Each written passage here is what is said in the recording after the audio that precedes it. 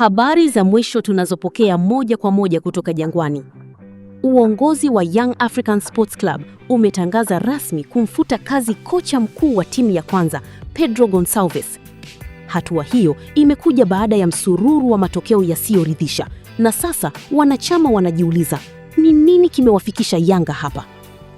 Hata hivyo, uongozi umemshukuru Pedro kwa mchango wake na kumtakia heri katika majukumu yake yajayo. Katika kipindi hiki, timu itaongozwa na kocha Abdi Hamid Mwalin pamoja na kocha Patrick Mabedi hadi mwisho wa msimu.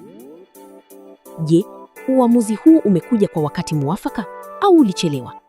Unamwonaje Mabedi akichukua mikoba kwa muda huu mfupi? Usisahau subscribe upate taarifa za haraka. Like kama Yanga bado ndiyo timu yako.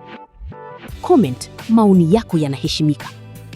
Share, wenzako wasikose taarifa zetu.